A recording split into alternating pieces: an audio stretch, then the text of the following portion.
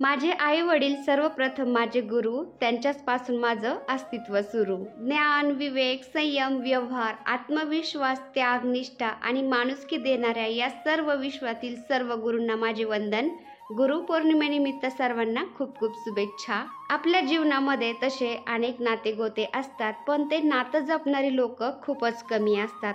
काही नाती रक्ताची तर काही हृदयाची असतात। काही नाते असतात जन्मोजन्मीची तर काही फक्त क्षणापुरतीच असतात। काही नाती असतात केसांसारखी न तुटणारी, पण वेळ आलीच तर ते वाकणारी पण असतात। काही नाते असतात लांबूनच आपले म्हणणारी, पण जवळ गेल्यावर मात्र दूर करणारी। काही नाते असतात पैशाने विकत घेता येणारी, तर काही प्रेमाने आपल्याशी करणारी। आणि काही नाती असतात न जोडता सुद्धा टिकणारी, ती पण आयुष्यभरासाठी। नमस्कार मंडळी, मी छाया आपल्या सर्वांचं आपल्या आणखीन एका नवीन व्हिडिओमध्ये अगदी मनापासून स्वागत करते। तर हा व्हिडिओ आहे कालचा, म्हणजे गुरुपौर्णिमेच्या दिवशीचा। गुरुपौर्णिमेच्या शुभेच्छा मी तुम्हाला तर परवाच्या व्हिडिओच्या माध्यमातून आणि कालच्या पोस्टच्या माध्यमातून दिल्या होत्या।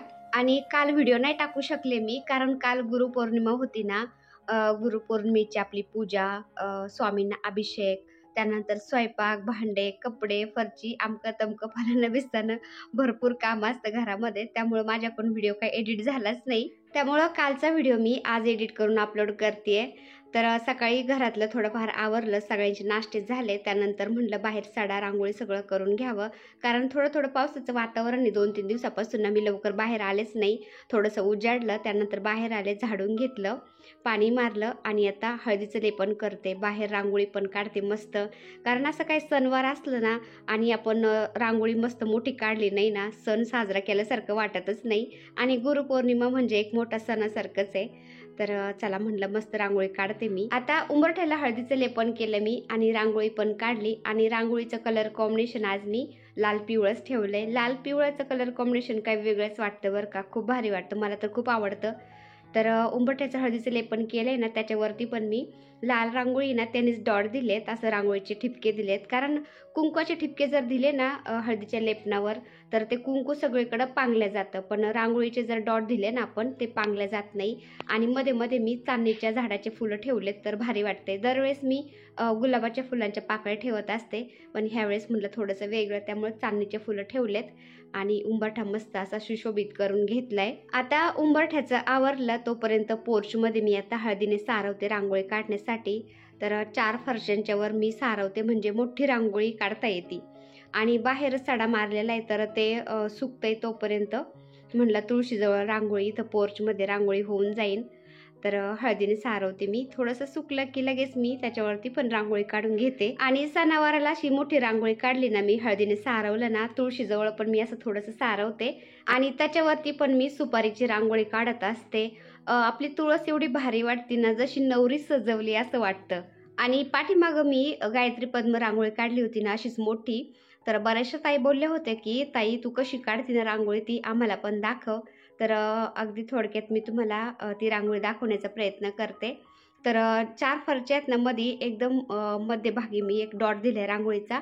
त्यानंतर हे छोटंसं रांगोळीचं माझ्याकडे झाकण आहे ना, त्यांनीच मी माप घेते, म्हणजे रांगोळीच्या ठिपक्यांचं। म्हणजे काय होतं, अंतर आहे ना रांगोळीचं एकसारखं आलं जातं आणि ते मधले गॅप आहेत ना मग कमी जास्त होत नाही। तर मधल्या डॉटपासून 4ही दिशांना 7-7 डॉट आले पाहिजे, मधला डॉट मोजून। तर मधला पकडायचा, त्यानंतर मधला 1, 2, 3, 4, 5, 6 आणि 7, आणि तिथून पुन्हा इकडं पहा, असं मी 7, सगळीकडे 7-7 हे डॉट आले पाहिजे, तरच रांगोळी एकदम व्यवस्थित येते। तर कमी डॉटची पण आपण 5 डॉटची, म्हणजे 1 ते 5 डॉटची आपण रांगोळी काढू शकतो, पण ही रांगोळी खूप म्हणजे सफिशियंट वाटते, मोठी वाटते, छान वाटते। तर त्यामुळे मी अशी 1 ते 7 डॉटची ही रांगोळी काढते। आणि हे झाकण्याचं माप मी का घेते, कारण रांगोळी खूप भारी येते, कमी जास्त अंतर येत नाही। आता 4ही दिशांना मी 7-7 ठिपके काढून घेतले ना रांगोळीचे। आता पुन्हा त्याच्यामध्ये जागा आहे ना फरचीच्या, तर पुन्हा एक लाईन काढून घ्यायची, म्हणजे मध्ये पण डॉट द्यायचे असे। तर 4 दिशांना आधी काढले आपण डॉट, आता पुन्हा 4 दिशांना काढायचे, म्हणजे अष्ट दिशांना आपल्याला हे डॉट घ्यायचे, 7-7 आले पाहिजे मधला डॉट मोजून। आता रांगोळीचे ठिपके हे फायनल असे दिसतात बरं का, तुम्ही बघू शकता। अष्ट दिशांना मी रांगोळीचे ठिपके देऊन घेतलेत। तर ह्या रांगोळीच्या ठिपक्यांना कोणी 3 ते 3 ठिपक्यांची रांगोळी म्हणतं, तर कोणी 1 ते 7 ठिपक्यांची रांगोळी म्हणतं. पण मला जसं तुम्हाला समजून सांगता येते तर त्याप्रमाणे मी तुम्हाला समजून सांगितलंय. याच्यापेक्षा मला काही जास्त सांगता येणार नाही, कारण मी अंदाजेच असंच काढते. फक्त ठिपके व्यवस्थित देते आणि रांगोळी काढत असते.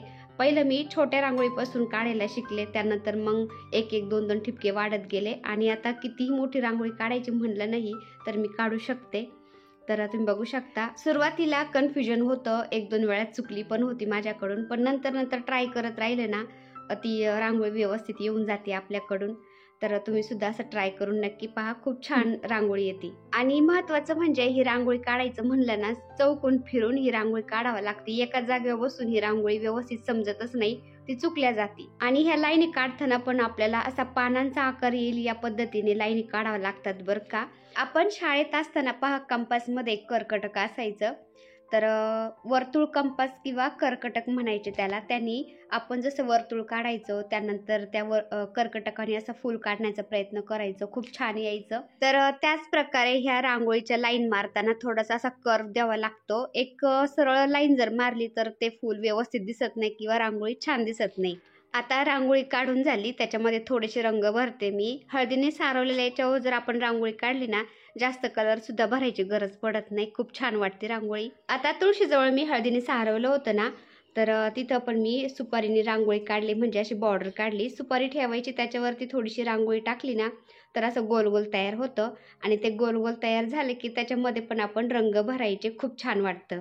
आणि मध्यभागी असे फुलं काढते, त्याच्यामध्ये पण थोडेसे हलके कलर भरले की एकदम ओरिजिनल फुलासारखं खूप छान वाटतं. आणि दुसऱ्या बाजूने मी जे देवीचे पाऊल मागवलेले आहेत ना रांगोळी पॅचेसमध्ये, ते ठेवते, मध्ये स्वास्तिक काढते. तर मी खूप कन्फ्यूज आहे बरं का ताईंनो, मला तुम्ही नक्की सजेशन द्या. ते देवीचे पाऊल आपल्या घराकडं येताना तुळशीजवळ काढायचे की तुळशीकडं जाताना काढायचे? मला थोडंसं नक्की सांगा, कारण मी कसे काढले ना तर 1-2 कमेंट येतच असतात, ताई असे नाही, तसे नाही, असे नेमके कसे काढायचे, तुळशीकडं तोंड करून की आपल्या घराकडं तोंड करून, नक्की सांगा. कारण मला काय वाटतं माहिती आहे का, माझं मनातलं सांगते. तुळशी आईजवळ म्हणजे तुळशीचा दिवा पाहून माता लक्ष्मी तुळशीजवळ येत असते आणि तिथून आपल्या घराकडे प्रवेश करत असते घरामध्ये. तर तुळशीकडून आपल्या घराकडे येताना पाऊल काढायचे की तुळशीकडं तोंड करून पाऊल काढायचे, हे नक्की सांगा बरं का मला, मी खूप कन्फ्यूज आहे. आता बाहेरचं आवरलं सगळं, सडा, रांगोळी, हळदीचं लेपन सगळं आवरलं. आता मी घरामध्ये आले आणि आता मंदिर काढलंय आवरायला, सगळे देव मला उजळायचेत. आणि त्यानंतर हे कलशातलं पाणी बदलायचंय, कलश घासून पुसून घ्यायचा आहे, हे कासव, त्यानंतर आपलं फुलं ठेवत असं ते बाऊल, टोटल सगळे देव मी उजळलेत. तुम्ही बघू शकता, पुसून फॅन खाली मी असं सुकायला ठेवलेत. म्हणजे काय होतं ना, पावसाळ्याच्या दिवसामध्ये दमट वातावरण असतं आणि त्या वातावरणामुळं देव पटकन, देवांचे टाक आहेत ना, देवांचे विग्रह असे काळपट पडतात. तर त्यामुळं एकदम कोरडे करूनच आपण त्यांना घ्यायचे असतात, म्हणजे डाग राहत नाही देवांच्या वरती आणि पटकन काळे पडत नाही. कारण आपल्या मंदिरातले देव आहेत ना, देवांचे टाक, मूर्त्या काय म्हणताल तुम्ही, ते सारखं सारखं उजळायचं नसतं. कारण सारखे सारखे जर देव आपण घासले, उजळले ना, तर तो सुद्धा दोष लागला जातो बरं का. देव रुष्ट होतात, रागवतात, त्यामुळे त्यांना सारखं चोळून नसतं काढायचं, फक्त आंघोळ घालायची असते. त्यामुळे 15 दिवसातून, 20 दिवसातून, महिन्यातून म्हणलं तरी पण चालेल, फक्त एकदाच उजळायचे, सारखे सारखे उजळत बसायचे नाही. आता सगळे देव उजळून मी फॅन खाली ठेवलेत. तोपर्यंत म्हणलं ह्या शेंगा आणल्यात ना फौजी साहेबांनी, त्या स्वच्छ धुवून मी उकडायला टाकते, थोडंसं मीठ घालून. शेंगा भाजण्यापेक्षा उकडलेल्या छान लागतात. तर म्हणलं कुकरला लावते उकडायला. इतकी माती होती ना त्याला, आणि माती पण अशी चिकन होती ना, ती पटकन निघतच नव्हती. त्यामुळं म्हणलं पाण्यामध्ये थोड्याशा अशा शेंगा बुडून ठेवल्या ना, ती माती पटकन निघल्या जाईल. तर शेंगा बुडून ठेवल्या पाण्यामध्ये मी, आणि देव उजळून ठेवले होते ना, तर मंदिरामधले कपडे मी आता बदलून घेतले, स्वच्छ करून घेतलं मंदिर, आणि आता देवांना स्थान देते. आधी दिवा प्रज्वलित करून घेते.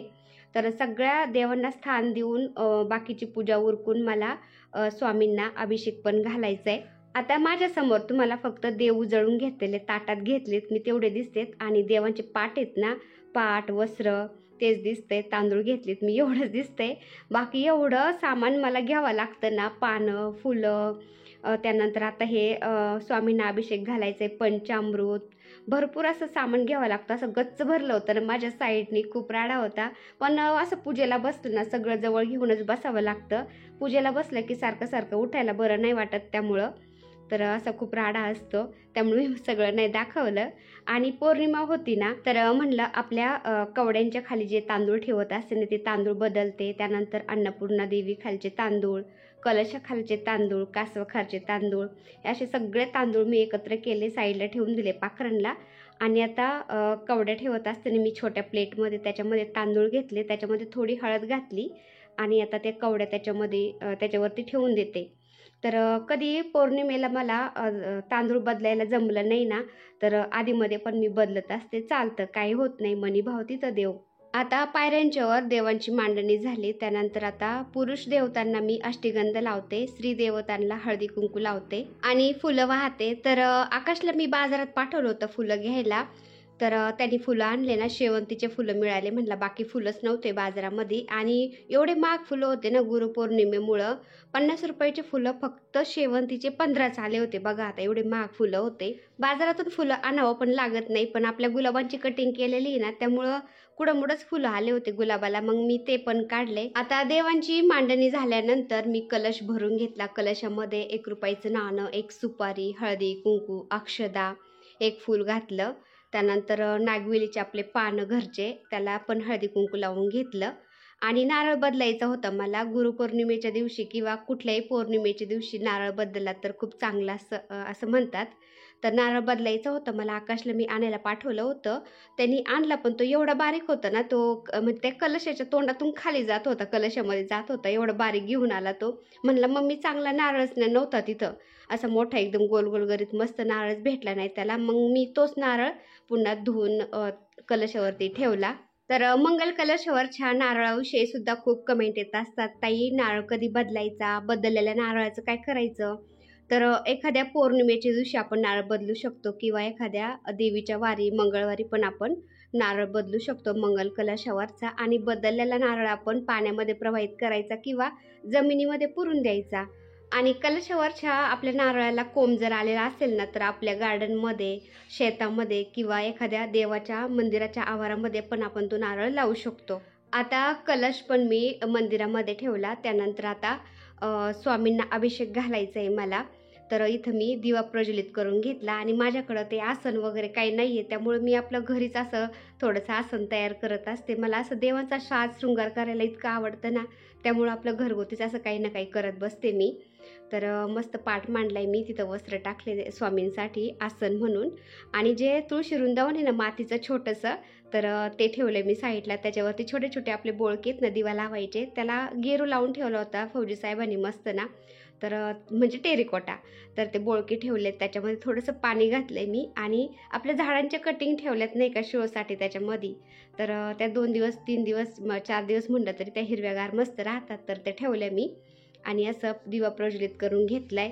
आणि स्वामींना मी आता आधी 5 पळ्या पाणी घालते, अभिषेक घालते. त्यानंतर पंचामृत तयार करून घेतलंय मी. सगळं वेगवेगळं घेतलं तरी पण चालतं, मध, साखर, दूध, दही, तूप, पण मी एकत्रच करून घेतले सगळं पंचामृत. आणि पंचामृताने अभिषेक घालते आणि पुन्हा पाण्याने अभिषेक घालायचा. आणि केशर चंदनयुक्त अष्टगंध आहे ना माझ्याकडं, मी त्यांनी पण अभिषेक घालणार आहे. तर अभिषेक घालते तोपर्यंत मी तुम्हाला गुरुपौर्णिमेचं महत्त्व आणि गुरुपौर्णिमा का साजरी करतात अगदी थोडक्यात सांगण्याचा प्रयत्न करते. आपल्या हिंदू दिनदर्शिकेनुसार आषाढ महिन्यातील शुक्ल पक्षाच्या पौर्णिमेच्या दिवशी गुरुपौर्णिमा हा उत्सव साजरा केला जातो. हिंदू धर्मात गुरुपौर्णिमेला विशेष महत्त्व असतं. या दिवशी लोक त्यांच्या गुरूंना, मग ते शिक्षक असो किंवा मार्गदर्शक असो, त्यांचे आभार मानतात, गुरुसमोर नतमस्तक होतात, त्यांचे आशीर्वाद घेतात. आणि या दिवशी शाळा, महाविद्यालयीन विद्यार्थी यांच्या गुरूंना पण पुष्पहार देतात, कोणी फळं देतात, कोणी भेटवस्तू देतात. प्रत्येकाच्या आयुष्यामध्ये गुरुचं महत्त्व अनन्यसाधारण आहे.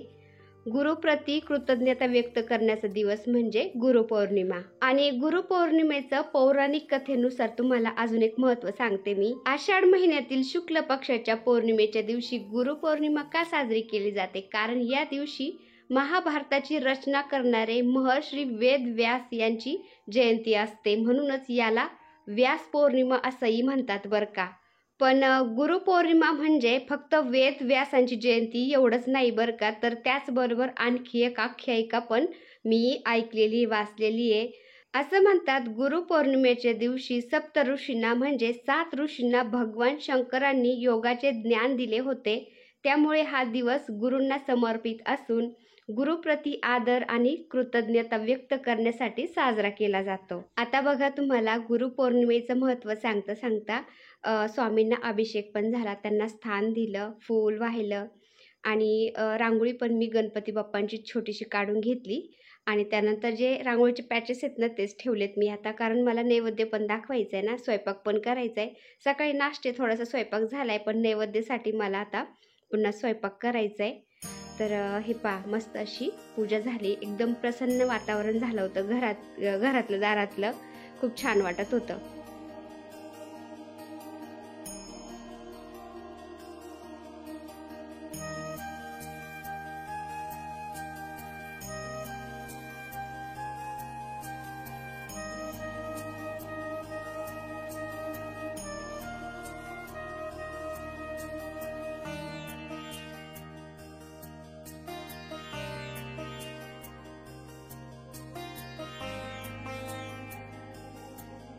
तर स्वामी महाराजांच्या आवडीच्या घेवड्याच्या शेंगाची भाजी पण करणार होते मी. आकाश घेवड्याच्या शेंगा निसत होता तोपर्यंत मी काळ्या चण्याची भाजी करत होते आणि पीठ पण मळून ठेवलं होतं पुरी करण्यासाठी. आणि काळ्या चण्याच्या भाजीसाठी मसाला तयार करते मी, तुम्ही बघू शकता मस्त ग्रेव्ही झाली. आता याच्यामध्ये मी काळे चणे शिजलेले ते टाकते आणि पीठ पण मळून ठेवलं एक साईडला मी पुरी करण्यासाठी.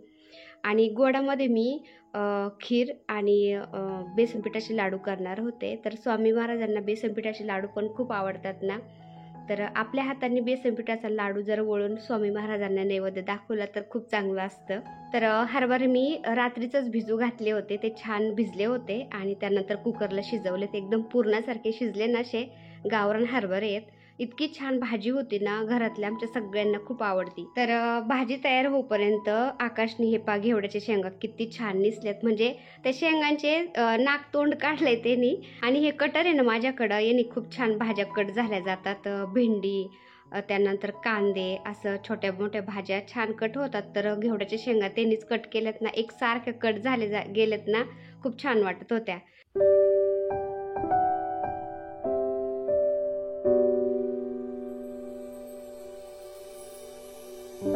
तर भाजीला उकळी आली आता. त्यानंतर मी पुऱ्या पण केल्या, घेवड्याच्या शेंगा केल्या, खीर केली, लाडू बनवले आणि नैवेद्य ठेवला. त्यानंतर थोडासा आराम केला, कारण सकाळपासून चालूच होते ना, थकल्यासारखं झालं होतं. आराम केला आणि डायरेक्ट संध्याकाळी शूट घ्यायला लागले मी. संध्याकाळची दिवाबत्तीचं शूट घेते म्हटलं थोडंसं, कारण संध्याकाळची दिवाबत्ती मला इतकं आवडतं ना, खूप प्रसन्न वाटतं. एकतर सकाळ सकाळ पहाटं आणि एकतर संध्याकाळचं वातावरण खूप भारी असतं. आणि महत्त्वाचं म्हणजे सकाळचं आणि संध्याकाळचं मला असं बाहेर दिवे लावायला, देवपूजा करायला, दिवाबत्ती करायला खूप आवडतं. इतकं प्रसन्न वातावरण होऊन जातं ना आपल्या घरादाराचं, खूप प्रसन्न वाटत होतं. आणि त्यातली त्यात गुरुपौर्णिमा होती ना, तर सणापेक्षा काही कमी नव्हतं. आणि हवा पण कालपासून कमी आहे ना, तर दिवे एकदम व्यवस्थित राहत होते. हवा होती पण जास्त नव्हती, दिवे राहत होते. 7-8 दिवस एवढी हवा सुटली होती ना, दिवस राहत नव्हते काही केल्याने. तर गुरुपौर्णिमा आम्ही अशी साजरी केली, अगदी थोडक्यात मी तुमच्याशी शेअर केली. तर चला, आजचा छोटासा व्हिडिओ मी इथं सेंड करते. व्हिडिओ आवडला असेल तर एक लाईक नक्की करत जा ताईंनो, आणि चॅनलवर नवीन असाल तर प्लीज आपल्या चॅनलला सबस्क्राईब पण करा. चला तर भेटूया पुन्हा अशाच एका छानशा व्हिडिओ बरोबर. तोपर्यंत बाय. व्हिडिओ बघितल्याबद्दल खूप खूप धन्यवाद सर्वांचे. सर्वांना श्री स्वामी समर्थ.